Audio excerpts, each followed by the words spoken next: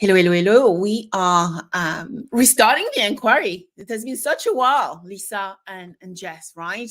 So let's restart. And what we want to actually dive into are probably a number of points. The first one is, what have we heard in 2023? And what was the result from our work in Israel with these amazing people we've met, right, Lisa and Jess? And I want to jump into the second question because I want you both to get into the meat into our conversation today is, so what have we heard in 2023 and what are we actually learning in Israel, but also going into 2024?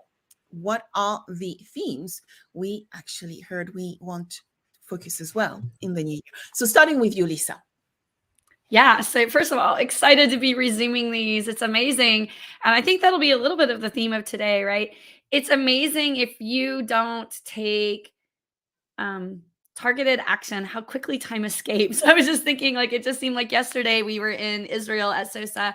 I want to highlight the main thing that I think that we saw and heard and felt was, activating your identity is something that you may think of like, why do I need it? Or how do I need it? And how does this relate? And then you start going through it and it makes so much sense. It almost becomes this kind of big realization. And you're like, oh my gosh, there's this like thing that I didn't realize. And so one of the most, I would say, rewarding experiences from having our first mastermind in Israel was just the curated nature of it, the small, amazing group that got to bond and work together. And I think one of the things that surprised me the most, Sabine and Jess, was that people left the workshop activated and they continued that activation. So like I was getting WhatsApps and texts and emails from people working on their personal strategic plan. And I thought that was amazing. And then I guess the other thing I would just like to say is, as we connect into 2024, I think that we think of things in these big blocks of, almost like start, stop, when is it appropriate? And I think that activating your identity is not this big thing. It's like being healthy. It's lots of little things you have to do every single day. And, there's an old adage that like, no crying over spilt milk, right? Like you wake up today and you do that one thing and it doesn't matter if you didn't do those 10 things, you just do that one thing and you keep moving forward. And so, yeah, I'd love to hear, Jess, what you and Sabine think, but I think it was really just such a great start to the year. And I cannot wait to tell everyone what we have in store for 2024. Over to you. Well, I loved what you had to say about the curated nature of the event and the quality of the people in the room. I think that's something that we're all really proud of, is our network and the types of people that we collaborate and work with, be they clients or mentors or mentees. And so I think one of the things that resonated for me was just how strategic it truly is when you get people like that in a room and how they help each other. And so it's not a typical workshop where it's just the facilitator, speaking a generic concept to a large group of people and you're sort of left on your own to interpret it and apply it to your situation, wherein we have a really high level talent that attends these events with vast expertise, vast networks. And so we are of course facilitating because this is our expertise, but we're turning this workshop group into a personal advisory board of sorts. And then the participants are kind of taking that out into the world afterwards on their own through private WhatsApp groups and other ways that they stay connected. And I think we all know personally, a lot can happen in a private WhatsApp group if you have the right people in it. I mean, you can move mountains on your phone with the right people in a group. And when you're crowdsourcing decision-making information, how to approach something, letting people proofread things, test driving an idea. I mean, it's really a great way to approach innovation, decision-making, all kinds of things. So I agree. That's what came out of it that I found not surprising, but definitely delightful and incredible, and something that we want to keep intentionally crafting in our future workshops. Yeah. Yeah, So, Sabine, so what I what think, did you think? yeah. So for me, what I'm hearing, so first, what I thought about the event in Tel Aviv, great event. We met amazing people. And what struck me the most is the iceberg concept, that people don't always know what they don't know until they are in the position of realizing that there's a lot of things they can actually do to elevate themselves and actually gain control of their career, their path, their journey, but also of who they are and what they mean, through purpose, through the values and beliefs they want to actually project out there. And so there's so much work to be done, because we are in a world where there's a lot of fear, I think. The fear from corporations, where people building their own personal brands, it feels that they may be misaligned with the corporate brand. But I think there is always means of aligning the two.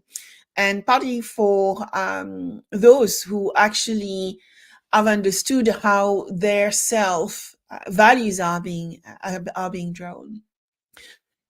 What I hear, on the other hand, is that there is a lot of gaps out there where people are reevaluating their options.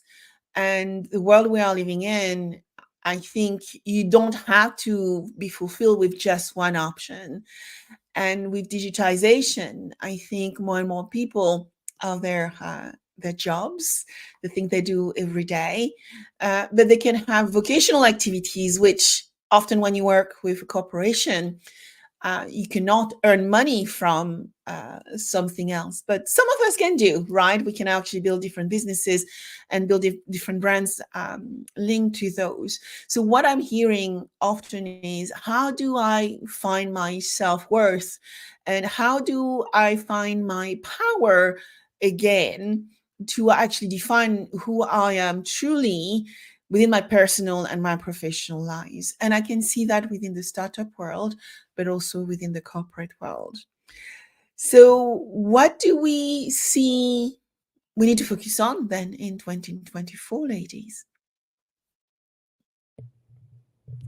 Yeah. So, I mean, maybe I'll take it first from a corporate perspective, because Sabine, I think a lot of what you said really resonates. And I'm thinking about, there's so many things coming in right now with, I mean, clearly Taylor Swift just named, Person of the Year on Time. And then Sheryl Sandberg and McKinsey just published a study released today about women and not meeting the metrics that we need. And then coincidentally, I had a meeting last week with two corporates kind of struggling with these diversity, equity, inclusion, and female mentorship programs that just kind of like aren't hitting the mark. So like if I take all this together and I think about what do we need to focus on, the consistent theme that I always see is your intangible asset is your opinion and your point of view and your narrative. And I think often we succumb or give this intangible asset to the organizations that can be as a founder, as a corporate, as a VC, as you're getting investment money. But in particular in corporate, I see it a lot where it's like, well, my point of view is the corporates. But by definition, a brand itself cannot be individual. A brand itself cannot own that opinion.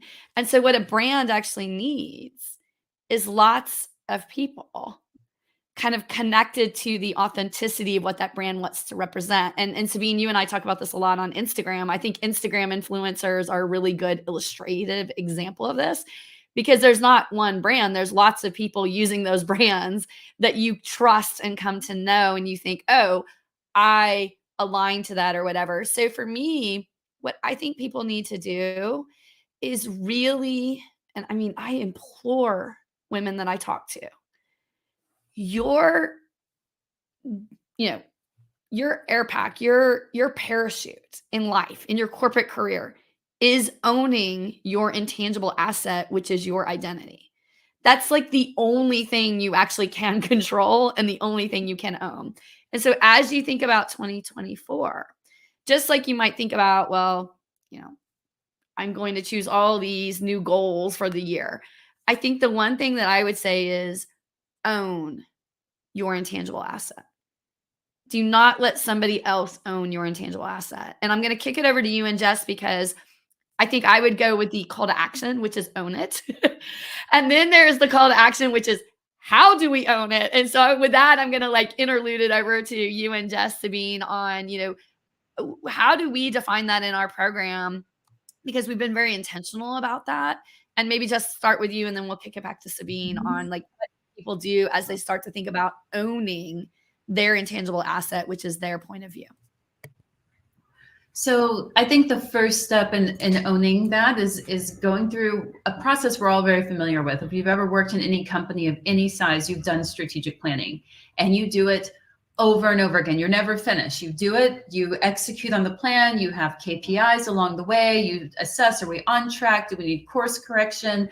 And then at some point you completely go back through the planning process. I mean, you have to do that think of what's happened in the last year. Literally in the past year with AI and all of these new tools that have come on board, this has been a very big year of change. So I would say, even if you did a strategic plan a year ago, I mean, that thing is like scrap to a degree. You've got to revisit that. You have to change it. You've got to update a lot of things. And so when you talk about owning your identity and what a huge asset it is, I don't remember who said this, but they said essentially something like, every day, wake up with your intention for your day, because if you're not executing on your own intention, you're executing on someone's. Might not be yours. Maybe it's your boss's, maybe it's a colleague, maybe it's your family's. I don't know whose intention it is, but you have to be really aware of what do you want? What's your intention? So I think just as in a corporate strategic plan, an individual personal strategic plan and brand starts with an audit. What was 2023 like? What were my high points? What were my low points? Which clients did I love? Which projects I woke up excited every day, like chomping at the bit to get going? What was bringing me down? Where did I feel blocked? Like I was just banging my head against a wall, or I was dreading that meeting, or I just couldn't continue to move that forward. And then really assess, what do I want more of in 2024? And what would I like to see less of? And you don't even have to plan yet. This is just an assessment, just a reflection, because if we don't look at it and we don't articulate and identify it, we certainly aren't going to be able to do anything about it. So it's like you said, it's like we take it in these small tranches. We don't have to, do all of this at once, but I think this is a great time of year for reflection. Look back. What did you love? What would you like to see less of? And just start journaling that, writing it down, bringing it to the front of your thoughts. That's the first step. Yeah, no, it's a powerful statement. Auditing, reflecting, spending actually the end of the year for some reflection time, I think is critical. As you said, Jess, it's a time actually within our industry, insurance, where a lot of executives and their team will spend the next, I would say, since probably November, 3 months until probably the end of January, where they're actually evaluating strategy. And we used to do a 3 years plan, 3 year strategy evaluation. I don't think it works anymore. Now it's we have to be far more hybrid and much more ambidextrous, where we have the long-term strategy, but we need to be able to adapt and evaluate what works and what doesn't work much faster, a little bit like startups, that adaptive and flexible approach. And I can see we need to do exactly the same with our personal lives, to be clear around, our core values and our goals. As you highlighted, what is our purpose? Why are we here? And why are we working for the company we're working for? What are we trying to achieve with our lives and with our colleagues, with our networks, among others? I think it's also about evaluating what we have done, not only last year, but, when you think about personal achievements, what have we done which actually makes us very proud? As you know, yesterday I spent a bit of time looking at my numbers. I love numbers. I'm French, so very Descartes. And everything sits in the numbers for me. And so I evaluated my podcast and, what works and what works less. And, it's funny because you review, in my case, the ratings, and I get really passionate about the ratings. And I've had bad ratings because I have a guess when I started the podcast, even though I thought I was doing the right thing, I actually did some things which were not probably the best. And so now I have to re-record my first podcast, but yes, they will be re-recorded when I can find a bit of time, for example, during the holiday. But then you actually take the time to reflect and actually adapt. But I think it's also about the people we meet. As you said, we can evaluate ourselves with the network we build, those WhatsApp channels we have, all of us, which we cherish and we actually spend a little bit of time. But, beside the WhatsApp, it's also about our online presence, which actually define in some ways who we are, can actually grow reputation, but also destroy it. And so being really clear with all those great tools we have out there, that we just need to be mindful of what they represent and how they can affect us as well. And Lisa is very good at that. It's identifying your gurus, right? Your online gurus, your digital gurus, whether they're in Instagram or other channels. Well, how people who influence you and actually shape your path and your ideas and how you see the world. Is there anything else I've missed out here around, reflecting around 2023 and the things we need to consider in 2024? Well, there's two things that you just mentioned, Sabine, that really spurred me to think. So first of all, I think that all too often, and I'm going to say this as probably like the most linear, like CFO, COO, like I think that we think of our accomplishments and our reflection as linear, like a trajectory. And I think that the digital world and the revolution that we're living in right now is by definition fluid, not linear. And so I think that as we reflect, I would amplify that we need to look for subcontext of patterns that aren't otherwise linear. Because those are the patterns that you draw upon to see trends that you otherwise wouldn't see. So so your example of the iceberg is such a poignant example, because it's like, what do you see on top versus what do you see below? And I think what we need to be doing right now is we're building our personal strategic plan and we're reflecting and we're auditing, is we need to give ourselves the latitude to look for patterns that aren't otherwise there, which is what we try to do with our auditing process. And Sabine, I actually just was thinking about, as you were talking about re-recording your first podcast and continually editing and learning, I was just thinking, one of the greatest minds in the entire world that's giving us, I don't think, a masterclass in music and being like one of the best pop stars of the ever. Taylor is giving us a masterclass in business and branding. And what she did, of course, for economic reasons, but she re-recorded everything and made it Taylor's version. Now, do you think for a moment a perfectionist like Taylor was just doing that to get out of, licensing and royalty issues? No, she was learning from things that worked and didn't work, and she was layering into it. And never before has anyone recorded in era of still being relevant, re-recorded. Usually people re-record way after they're no longer relevant. And she did it like, I just like, again, she's 33. And so I was just connecting that, Sabine, to something you were saying, which is we think that these things don't apply to us, but actually the process of editing, refining, and curating your brand, you can always put that wax seal and stamp of approval on your brand, and you're allowed to continually morph your brand, evolve it, drive it, change it, and further evaluate it. So I think that like you gave such a great example in that moment that I just love. And so for me, and I mean, I know you ladies, we're all excited about this. Everyone always asks me like, well, why did you do this? Because we all three have our own businesses, right? Like we're all like very busy. And I always tell people the reason why Jess, Sabine, and I came together is because we wanted to solve for others a problem that we had to navigate alone and solve for ourselves. And there was no one thing that we could go to and put this together. The three of us kind of learned through trial and error, through contextual, like, you know, we were learning here, learning there, and applying it. And clearly the three of us bring these like amazing, differentiated, complementary skill sets. I think of us like a Venn diagram, like how we pull together. But I think of it as being really an offering that doesn't exist. And we're doing this because so much is geared towards linear planning and hierarchical planning and planning that is career modality, but not creating those internal patterns that you otherwise don't see. So for me, again, I'm just going to keep beating my drum on that intrinsic, intangible.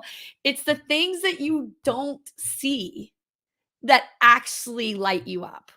Those are the things when you edit and audit yourself that light you up. So that's my big, like, 2024. Like, I think that's the important thing. Anyway, over to you all. Yeah, I mean, I was going to go to Jess to talk about audits and planning and execution. And probably right now we just want people to think about, you know, as they go for a walk, to just think about things that works and what that works less. To actually audit themselves, who they are, who they want to represent in 2024, and where there are maybe gaps and opportunity for improvement, right? Because when you start looking at personal audit, and we have an audit framework, it will be helpful for people to understand the valuable aspect of this and some of the questions they need to maybe to think about. What do you think, Jess? Well, I love your idea of doing this on a walk for a few reasons. One, it is proven, and I don't know if you've ever experienced this, but when you're quiet and you're alone and you move your body, it's like the unconscious problem-solving mechanism in your brain kicks in. So have you ever been out hiking, walking, even on a treadmill, a bicycle, and all of a sudden you're just like, oh, I have it. The solution, it comes because your body's moving, your brain is moving. You might not even be ruminating on a problem, but it's just something. It's like the moving meditation they talk about. You get the flow. So I love the idea of going for a walk by yourself out in nature or in a city, but where you're not in conversation with someone. There's not an objective. It's just to be in your body, feel yourself. Because I think the body is pretty amazing in the way that it gives you cues. I mean, you know this, when you get a pit in your stomach or when you get butterflies or goosebumps or whatever happens. I think it's a great time for reflection to think back on, like you said, some of your biggest moments, big accomplishments, but then inside your body, how did that feel? That project, those people, the industry you were working in, the place you were in, the idea, and noticing, oh, now that one felt really great. What did you love about it? What do you remember the most? What was the most exciting, best piece of it? And then you might be surprised by some of the things that maybe on the paper it looked like a pretty big deal, but when you actually think of the experience, you're like, I wouldn't do that again. I mean, if I had to, you know. And so that's a nice way to do it. But the other piece of the audit that I like for people to look at, because I think we're dealing a lot with, I know we are, because I know who our audience is. We're meeting with them all the time. We're dealing with pretty seasoned, pretty high level expert professionals.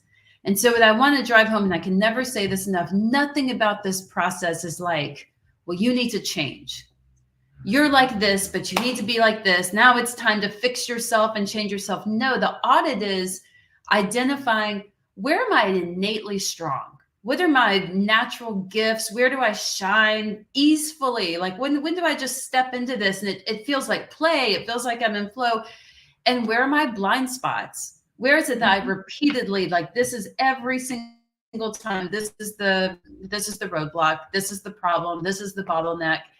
Not so you can beat yourself up and change who you are, but just identify it. And now 2024 is, okay, I'm going to capitalize on everything that's amazing about me. All the things that come naturally, my innate gifts, and all of these bottlenecks, these roadblocks, these obstacles, I'm going to mitigate for that. I'm going to plan for it. I'm going to put some processes, people, whatever it is in place, but I'm going to do something to mitigate it, but not like, you know, if you're not a tech person, if you're not really into new technologies, listen, you can't ignore them. You need to stay up to date, but maybe it's not that you personally need to go out and learn how to use all this. Maybe you need an assistant. Maybe you need a collaborator who can, like you said, if you identify a gap, they can bridge that gap, and then you bridge their gaps with your gifts. But starting to look at it that way. So you don't need to change, but you need to have an awareness. And that's this whole process right now, this time of year, is just awareness.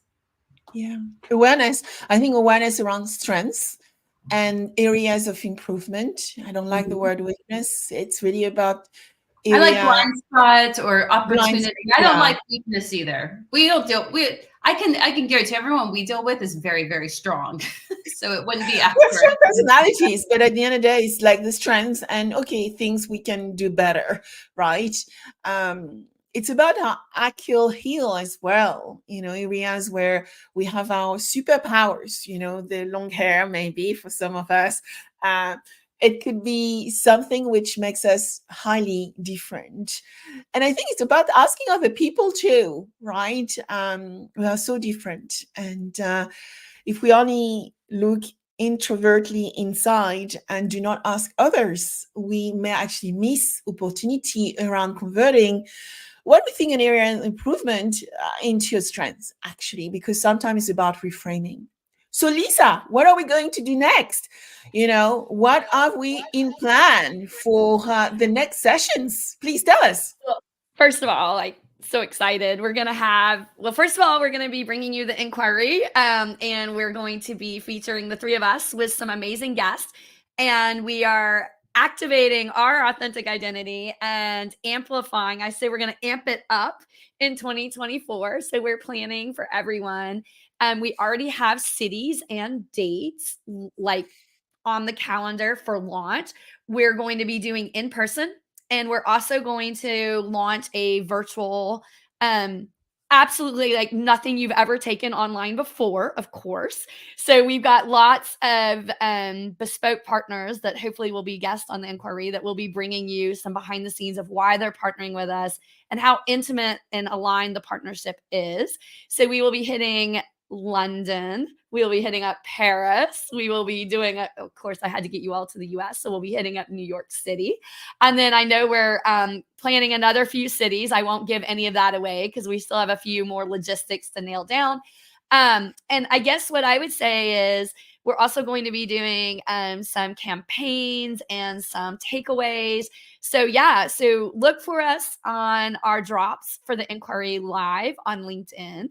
And our first session, Sabine and Jess, I'll kick it over to you to announce the drum roll of our first live session. I think we'll be in Sabine's hometown. Yeah, we'll be in London, and hopefully we are going to announce the dates a little bit later, right? We are still finalizing date with Lisa and Jess, because we want to make sure we have a great website for you to go to. We want you to have resources to download.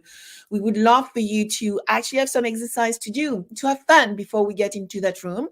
And with Lisa and Jess, we also are finalizing partnership. And the key thing is we've been working for the past few months in building something which is really unique. So give us a little bit of time. January is just around the corner, and we will bring some exciting things to you. Right, ladies? Thank you so much. Can't wait.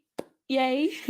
Yeah. Thank you. Well, thank you. And until then, bye. Bye. Bye.